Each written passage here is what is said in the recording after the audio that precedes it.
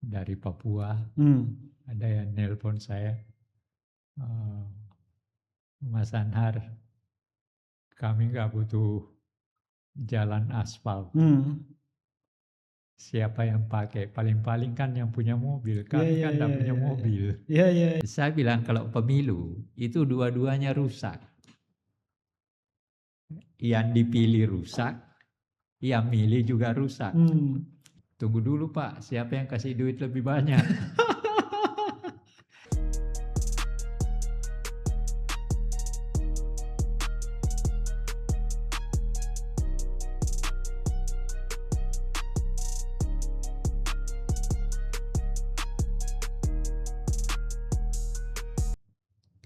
Halo Sobat Reformis, jumpa lagi bersama saya Muhammad Yusrianto di Reform Syndicate dalam program Hub Wicara.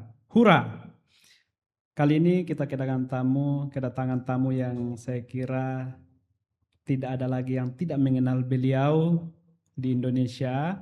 Beliau adalah sejarawan dan juga akademis yang tentunya melalang lintang dari generasi ke generasi. Prof. Anhar Gonggong. Selamat siang, Prof. Selamat siang, nggak usah pakai prop. Langsung aja Mas Anhar atau apa. Oh, siap, Silakan. siap, siap. Tapi lebih enak panggil Prof kan dengan ya, Iya, eh, Mas ya boleh. atau panggil apa ini, Prof? Iya, mana aja. Hmm? Oke, Bapak Anhar Gonggong, ya semoga sehat selalu, Pak. Ya, kali ini memang banyak hal yang kemudian kita refleksikan terkait bagaimana kondisi perkembangan negeri kita tercinta ini, Indonesia, yang saya kira dari dari zaman ke zaman terus mengalami perubahan, baik itu ada yang mengalami degradasi dan kita tidak bisa menafikan ada juga yang mengalami perkembangan. Nah, refleksi tahun baru, satu tahun refleksi 1 tahun periode kepemimpinan Prabowo. Tentunya banyak program-program yang dicanangkan terkait dengan Koperasi Merah Putih, Sekolah Rakyat, Sekolah Garuda, MBG, dan juga swasembada pangan. Kalau di zaman Jokowi, pendahulu beliau lebih banyak fokus pada pembangunan infrastruktur, tol, bendungan, dan terakhir itu adalah IKN. Nah, kita butuh pandangan eh, Bapak Anhar Gonggong yang saya kira dari generasi ke generasi bisa mengamati perkembangan Indonesia. Silahkan. Iya, eh, tentu saja setiap presiden, Hmm. setiap pemerintahan selalu mencari atau merencanakan program-program yang menurut mereka adalah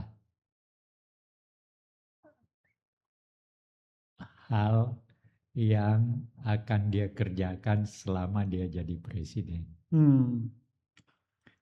Nah, Jokowi 2 kali dan kita tahu bagaimana tingkah lakunya dan Hmm. sebagainya. Menteri Keuangannya juga dianggap termasuk orang yang hebat, Hmm. ya. Dan uh, dia mengerjakannya itu dengan keyakinan bahwa ini merupakan kebutuhan rakyat. Ya, ya, ya. Walaupun misalnya saya pernah dapat Hmm. telepon uh, dari Papua, Hmm. ada yang nelpon saya, uh, Mas Anhar, kami nggak butuh jalan aspal. Hmm.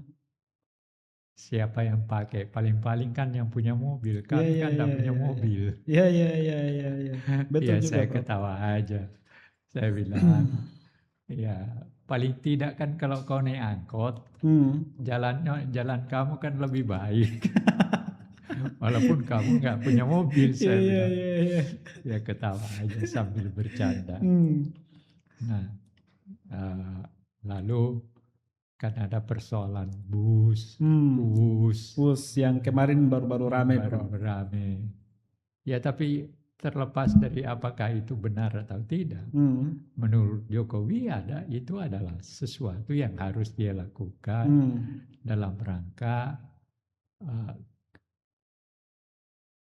transportasi yang dibutuhkan oleh masyarakat luas. Ya. Tapi memang konsekuensinya cukup besar juga, Bro. Konsekuensinya Dengan ya, utang sangat besar. Hutangnya sekian banyak. 1,6 triliun ya, Bro, ya, per tahun. Kalau nggak salah tuh. Itu baru ininya, baru baru bunganya. Baru bunganya. 1,7 triliun. 1,7 triliun. Iya. Tapi yang menarik itu, yang mengerjakannya sendiri sudah berkata yang aneh.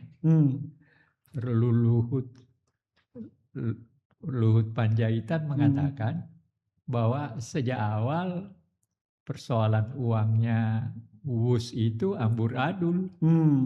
Itu dikatakannya secara terbuka. Pada waktu rame-ramenya ya. Pada waktu rame-ramenya. Jadi ya padahal dia yang disuruh melaksanakan. Untuk mengeksekusi, mengkonsolidasikan. Iya, tapi artinya apa yang kita bicarakan tentang hal ini, ya terlepas dari apakah orang setuju atau tidak, tapi itulah yang dilakukan oleh pemerintahan Jokowi. Iya. Pengertian itu. Ya, lalu dia mau pindahkan ibu kota dan tetapi dia agak keliru juga dalam arti kata seakan-akan dia bisa pindah secepat itu. Ya nggak mungkin. Pakistan itu mengganti dari Rawalpindi ke Islamabad itu memerlukan waktu hampir 20 tahun.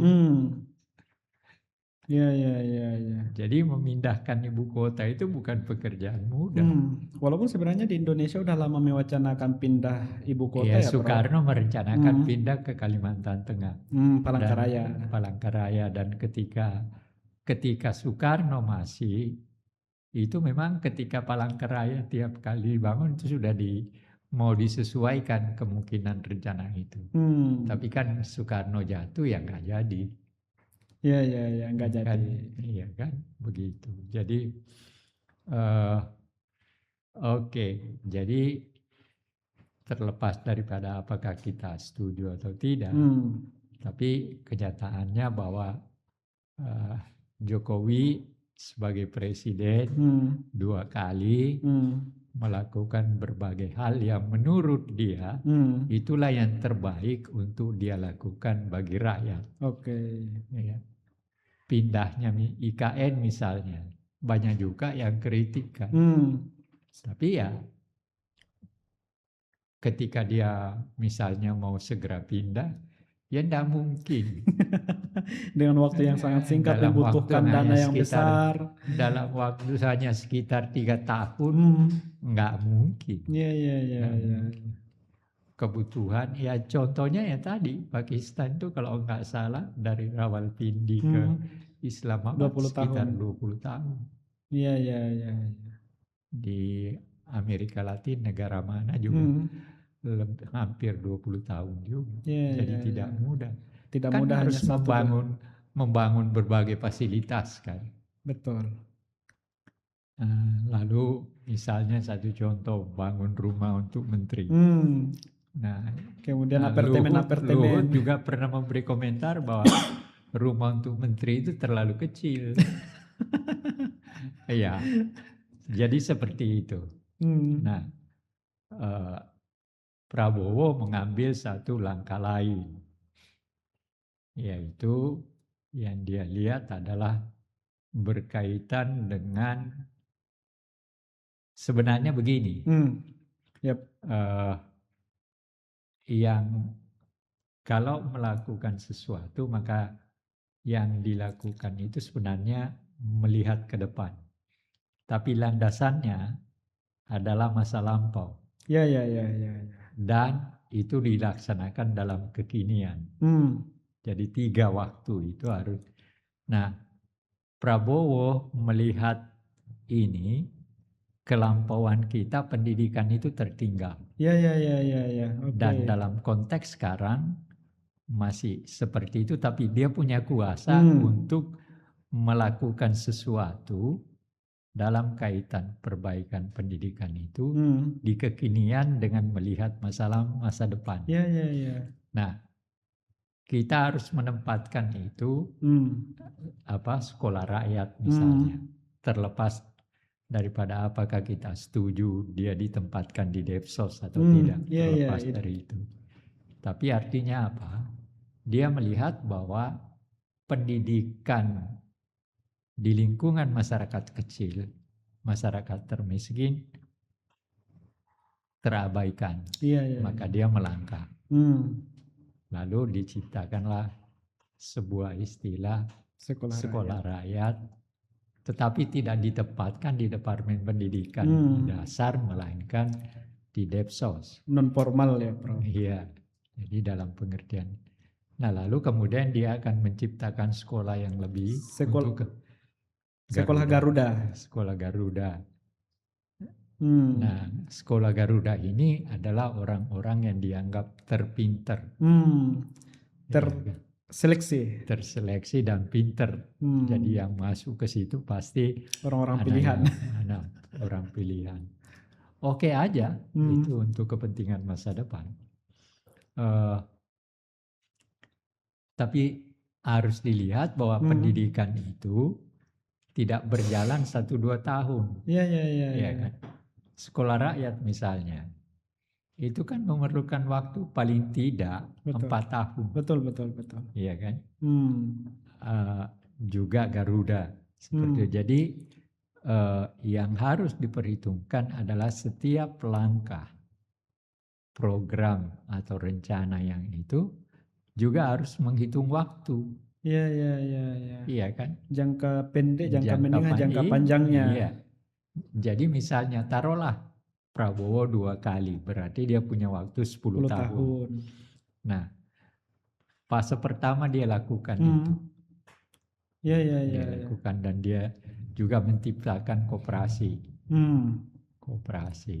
Nah, sebenarnya langkah-langkah ini menurut saya sangat positif untuk memberi ruang bagi generasi kini yang masih taruhlah yang sekolah rakyat itu kan anak-anak SD. Iya. Jadi ketika nanti dia tamat dia baru SMP atau SMA. Kan itu. Iya. Taruhlah dengan tamatan itu yang tadinya orang miskin ini tidak berpendidikan, sekarang punya pendidikan. Pada akhirnya yang buta huruf, literasinya semakin dan ini. Dan pada akhirnya diharapkan nanti bisa mendapatkan pekerjaan yang berbeda dengan orang tuanya. Iya. Kan itu. Ada pengharapan di situ. Ada pengharapan. Jadi Prabowo membuat sesuatu langkah dan memang iya. Dari segi itu saya sepakat. Kita merdeka ini kan karena orang yang berpendidikan. Iya. Itu udah dibuktikan sama sejarah, Prof. Iya. Secara historis Indonesia tidak akan merdeka andai kata tidak ada orang terdidik. Iya. Yang saya istilahkan orang terdidik tercerahkan. Soekarno terdidik tercerahkan. Bung Hatta, Sahrir terdidik. Semua yang ikut dalam pergerakan nasional itu adalah orang-orang yang memimpin, orang-orang terdidik tercerahkan memang. Nah, dalam kaitan itu maka ketika Prabowo sekarang berkuasa, dia sadar karena begini. Prabowo itu memang lingkungannya lingkungan intelektual. Iya. Ayahnya doktor dalam bidang ekonomi dalam usia yang sangat muda, masih 25 tahun. Betul. Kakeknya mendirikan BNI. Iya kan? pamannya yang Subianto, tentara, walaupun meninggal dalam mempertahankan kemerdekaan.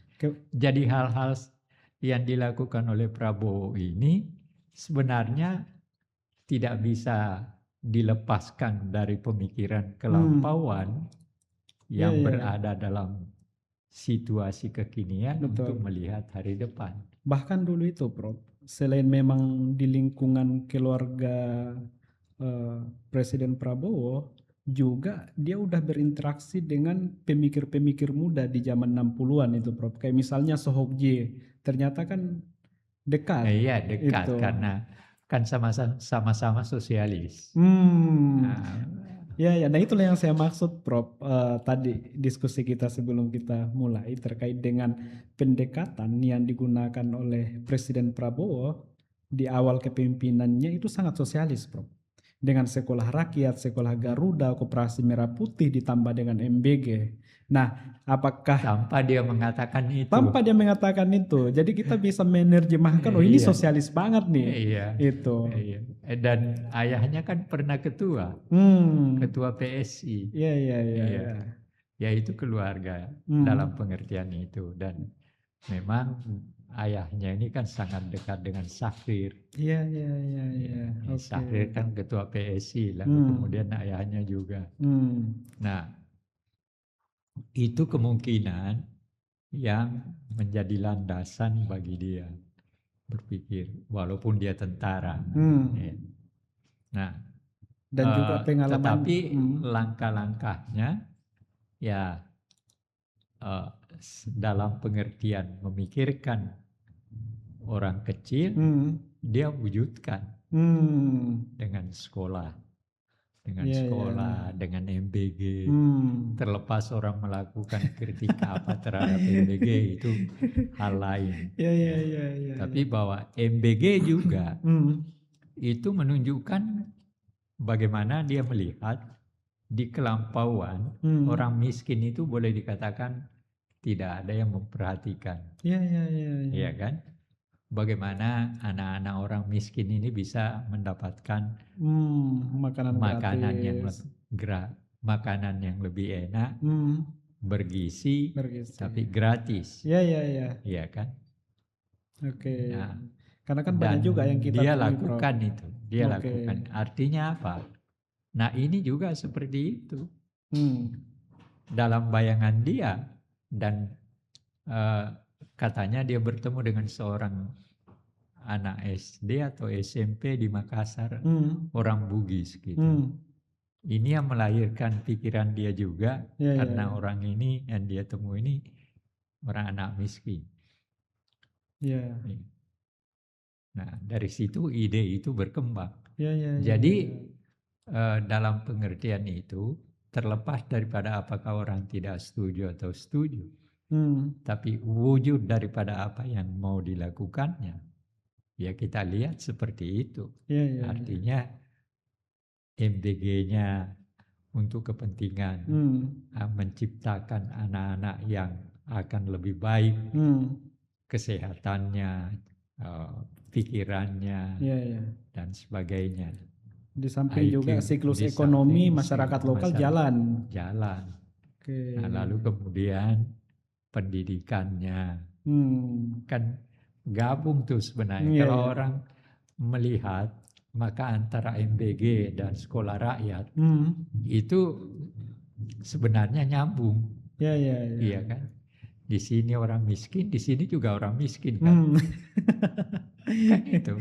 Iya kan? Betul, Prof. Jadi Prabowo berusaha dengan program-programnya itu mencoba memperlihatkan kepada masyarakat bahwa saya ini rakyat dan saya memikirkan rakyat. Karena apa? Rakyat yang memilih saya.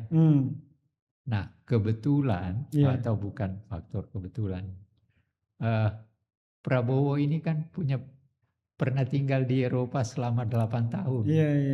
Walaupun itu bukan karena apa-apa, karena dikejar oleh pemerintahannya. Orde Lama.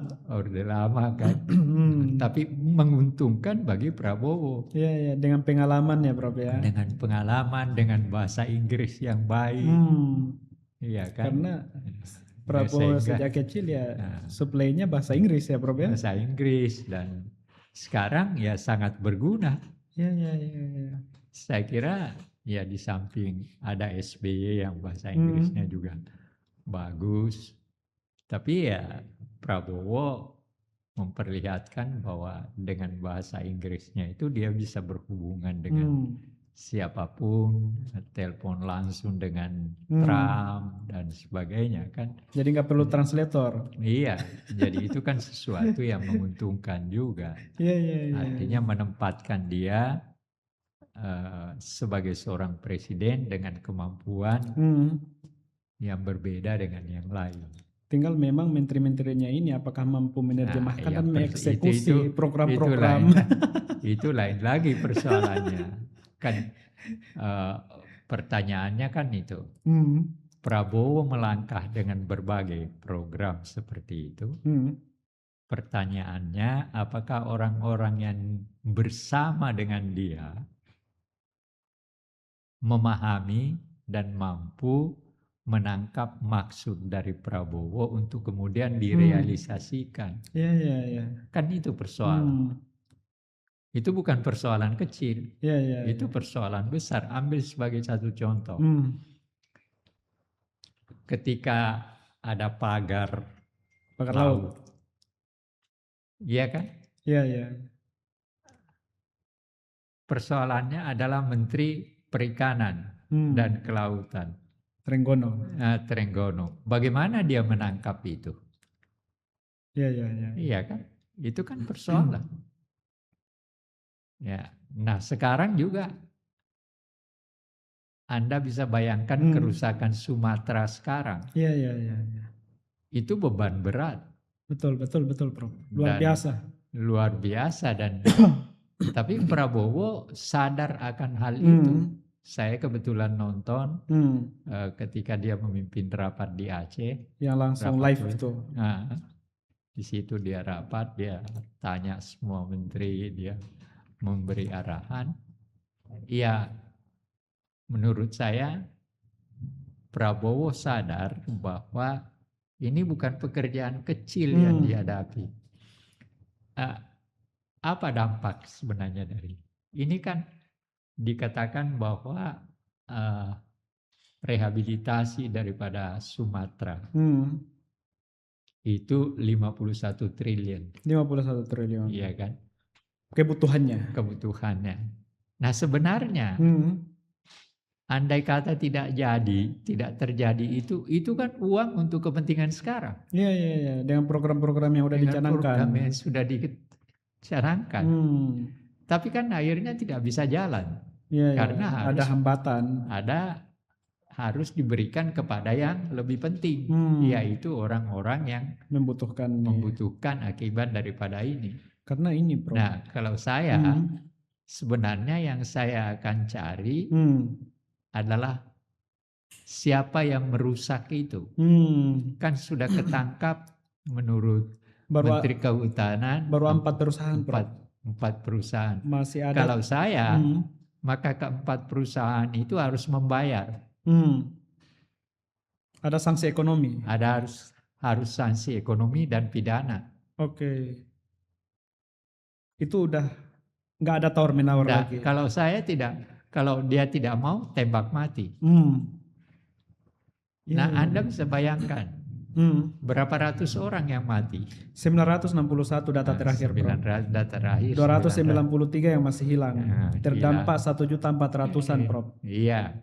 Nah, itu baru orang yang mati, belum rumah yang rusak, belum jembatan yang habis dan sebagainya. Tempat pendidikan, kesehatan, rumah ibadah, segala macam. Semuanya. Nah, artinya yang sekarang ketangkap 4 orang ini, dia harus membayar itu semua dan dipidana, dan kalau dia tidak mau, tembak mati. Apa artinya bagi dia? Apa artinya? Satu orang dibanding dengan 900 orang. Dan penyebab daripada kematian 190 orang, 900 orang itu adalah disebabkan oleh karena 4 orang. Iya.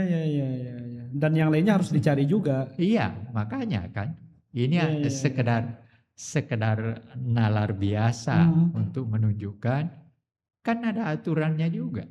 Oke. Iya kan. Jadi menurut saya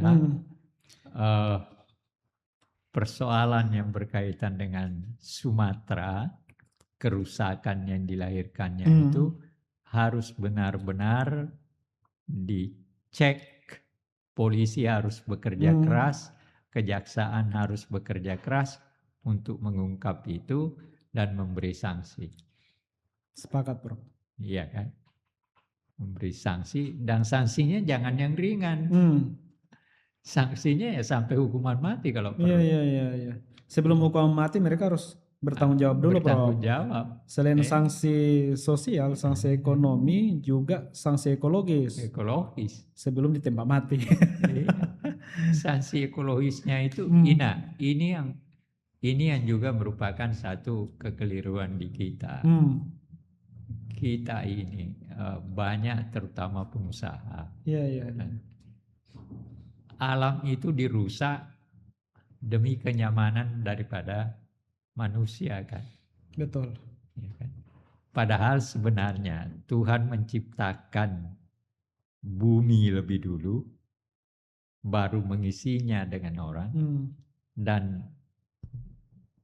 Tuhan juga mewanti-wanti kepada manusia ini, kamu jangan merusak. Kamu nikmati hidup di bumi, tapi jangan rusak bumi. Semua agama saya kira begitu. Dalam Al-Quran secara jelas ada itu. Manusia dilarang oleh Tuhan untuk merusak bumi. Dan itu nilai-nilai universal yang berlaku untuk semua agama, saya kira. Tapi apa yang terjadi? Kita lihat sekarang kerusakan itu antara lain. Sumatera rusak antara lain oleh karena kejahatan dari sejumlah pengusaha. Itu yang kemudian dinamakan serakahnomics yang sempat disampaikan sama Prabowo, Bro. Serakahnomics bagi Prabowo yaitu ya memang kita punya sumber daya alam yang sangat luar biasa, tetapi hanya dinikmati oleh segelintir elit, segelintir orang itu. Yang kaya semakin kaya. Iya. Bayangkan, ya baru aja tadi pagi saya nonton Sapri Samsudin memberi ceramah di Hasanuddin. Saya juga mengikuti itu, Bro. Iya kan. Jelas-jelas dia katakan bahwa banyak pencurian. Seenaknya orang dengan pengawasan yang ketika itu tidak ada pengawasan, dia bawa aja. Jadi sekarang baru ketangkap setelah ada pengawasan. Jadi, Bro, kalau Pak Menhan Sapri Samsudin, beliau itu ketua yang pimpin Satgas Penertiban Kawasan Hutan. Sejak ini itu sesuai dengan Perpres 5 tahun 2025. Selama PKH dibentuk, udah 1,5 juta lahan yang disita dari 587 perusahaan nakal. Kalau se-Indonesia lahan yang dibebaskan dari ini itu sekitar 3 jutaan. Iya, 3 juta sekian. Pengusahanya 500-an. Nah, pengusaha 500 ini harus diperiksa betul. Iya. Sampai seberapa jauh dia melangkah dan merusak. Kalau ketahuan dia merusak, harus diberi hukuman yang benar-benar setimpal dengan apa yang mereka lakukan.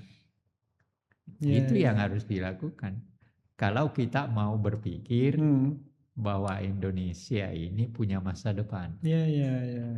Tidak hanya akan dinikmati oleh segelintir elit. Iya. Karena faktanya, Bro, 1% orang terkaya di Indonesia itu menguasai 40% kekayaan nasional. Itu kan kacau banget. Tempo pernah ketika Soeharto berkuasa, Dia bilang yang menikmati Indonesia selama Soeharto itu hanya 300 orang. Hanya 300 Hanya orang. 300. Ya, ya, ya, ya. Nah sekarang selama Jokowi berapa yang menikmatinya? Ya, ya, ya. Yang jelas dia menikmati anaknya jadi wakil presiden, ya kan? Dengan membawa apa itu dari Depsos, sumbang apa?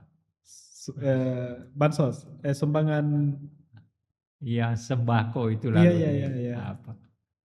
Nah itu semua kan, ya menurut saya ya itu bagian dari permainan politik yang salah.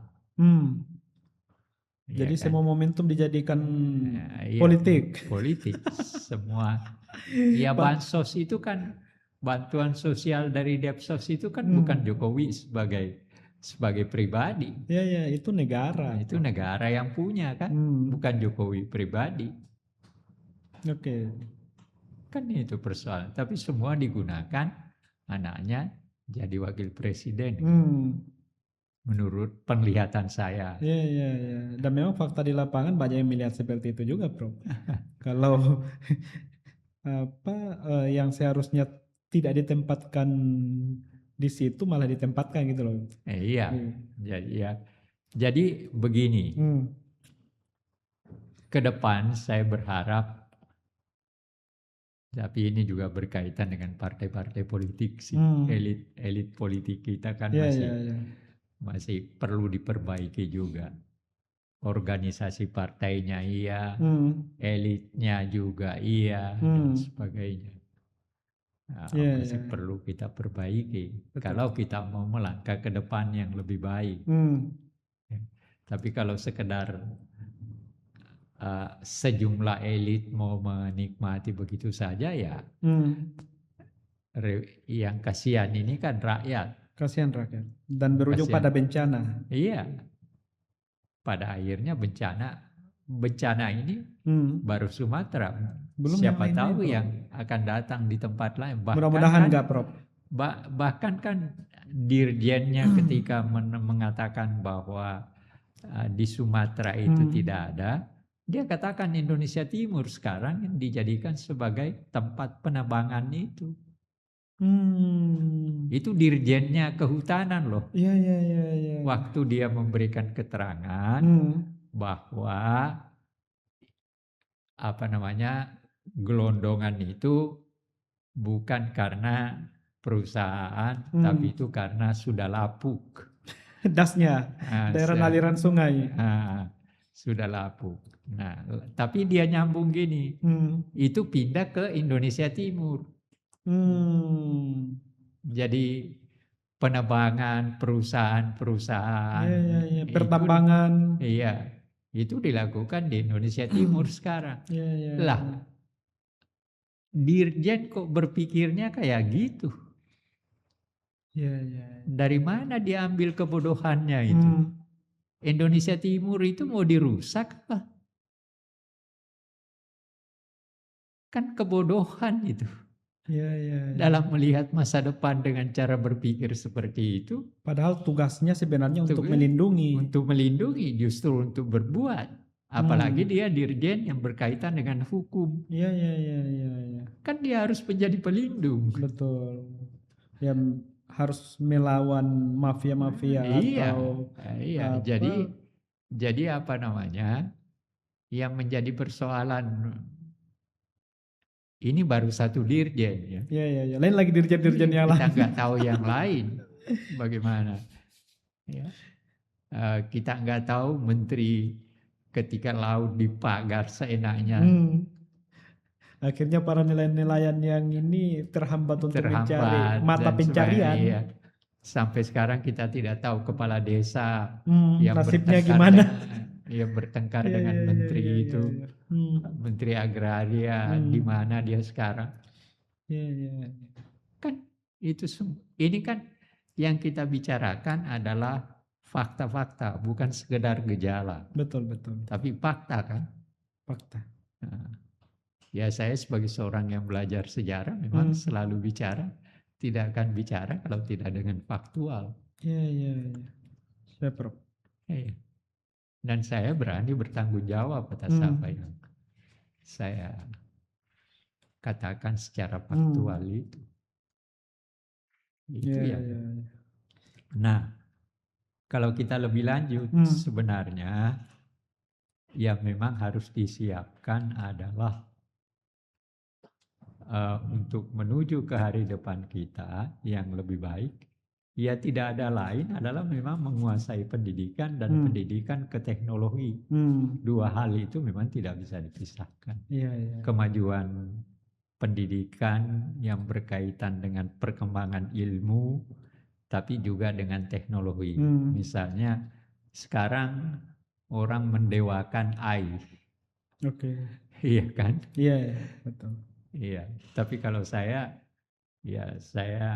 tidak terlalu sepakat kalau sebab AI juga bisa bohong kan. Karena tidak semua yang ada di internet AI bisa dijawab oleh kebutuhan kita. Iya, makanya jadi. Kayak misalnya banjir hari ini, AI mana bisa untuk menjawabnya, Bro? Iya, makanya. Jadi hal-hal ya tapi apa namanya? Anak muda kita, generasi muda kita juga harus disiapkan untuk menghadapi